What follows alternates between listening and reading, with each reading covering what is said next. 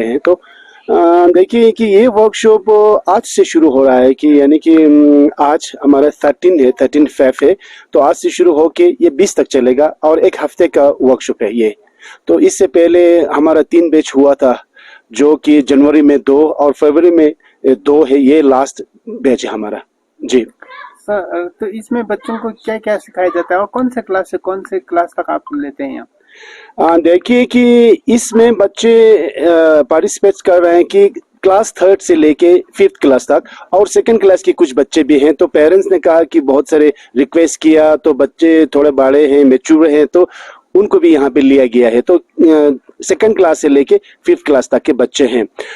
और इसमें ये है कि लद्दाख के अपना वैल्यूज हैं और ट्रेडिशन कल्चर के हिसाब से अपने वैल्यूज हैं, और खासकर बच्चों के लिए जो आजकल के ज़माने में जो ईसीसी प्रोग्राम होते हैं एजुकेशन डिपार्टमेंट के, जो न्यू एजुकेशन पॉलिसी के अंदर, वो और भी उसको स्ट्रेस से दिया गया है कि आगे इस तरह से किया जाए और लद्दाख की लोकली फ्लेवर जिसमें आना चाहिए बोल के है। तो इसमें हम क्या करते हैं, हमारे ट्रेडिशंस के जो वैल्यूज हैं, जैसे कि हमारा रीडल है, ये धीरे धीरे धीरे खत्म होते जा रहे हैं। तो उनको बच्चों को हम सिखाने की कोशिश करते हैं। सिखाने की क्या मतलब ये है, तो आप लोग इसको जानने की कोशिश कीजिए, ये हम करते हैं। साथ ही साथ में लोकल रैम्स हैं, और साथ ही साथ में फोक डांस और फोक सॉन्ग्स हैं। ये सारा बच्चों को इस वर्कशॉप में दिया जाता है जी। सर, पहले 3 बैच ऑलरेडी आपने खत्म कर चुका है, तो उनका पेरेंट्स का क्या फीडबैक है या बच्चों का क्या फीडबैक है आपको वर्कशॉप के बारे में?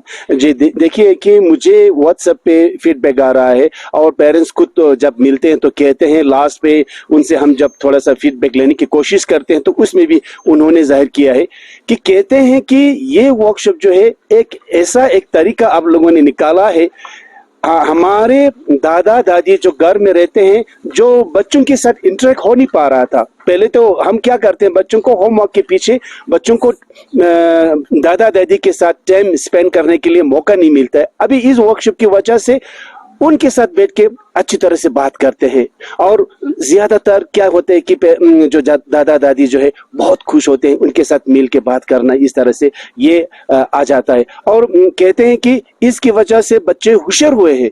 क्या पाता है, जब हम किसी जगह पे बोलेंगे कि ये कहो वो कहो, आप सामने आके ये बोल दो वो बोल दो, बिल्कुल नहीं करते। जब वर्कशॉप के बाद जो भी पूछेंगे तो फट से बोल देते हैं, मैं बोल दूंगा मैं बोल दूंगा मैं बोल दूंगा करके। इस तरह से कहने का मतलब यही है कि हम इसमें थोड़ा बच्चों को बिल्डअप करते हैं, कॉन्फिडेंस देते हैं, और खासकर ट्रस्ट करना, अपने ऊपर ट्रस्ट करना, बिलीव करना कि मुझे कर सकता हूँ, मैं कर सकता हूँ, मैं ये करना आता है मुझे, ये उनके अंदर जो हमने बिल्डअप करना, यही तो हम यहाँ पे करते हैं।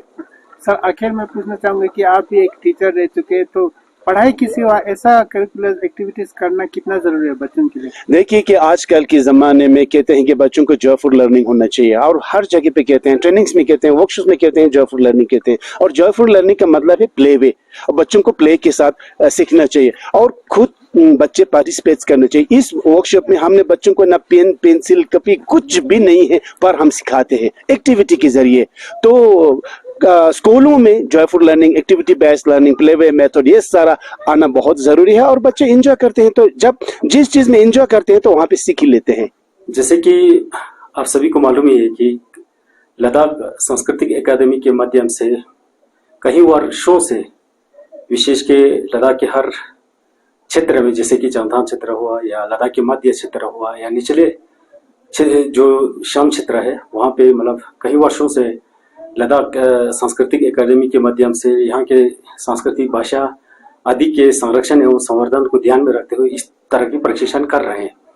तो इस वर्ष विशेषकर जो छोटे बच्चे हैं, जो 8 वर्ष से 12 वर्ष तक, लगभग 3rd क्लास से 5th क्लास तक बच्चों के लिए इस बार हमने जनवरी और फरवरी माह में लगभग 2 भाग में 2 बैच में, जैसे कि जनवरी में 3 से 10 तारीख तक, और जनवरी माह में ही 13 से 20 तारीख तक, मतलब 2 भाग में हमने मतलब सांस्कृतिक कार्यक्रम का विशेष के छोटे बच्चों के लिए आयोजन किया है।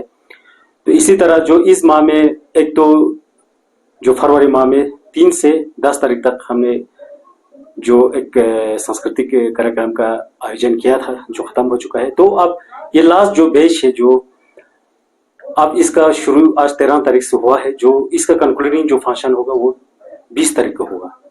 तो विशेष के अब हम सभी को मालूम है कि हम लद्दाखियों के पास एक समृद्ध संस्कृति है, भाषा है। तो हम सभी को मालूम है कि ये भाषा एक ऐसे समृद्ध भाषा है, इस भाषा का जो निर्माण हुआ था ये 7वीं शताब्दी में हुआ था। तो हमारे जो थुस्मी संबोटा है और लद्दाख तथा बल्तिस्तान के बहुत के विद्वानों के माध्यम से एक नया लिपि का निर्माण हुआ था।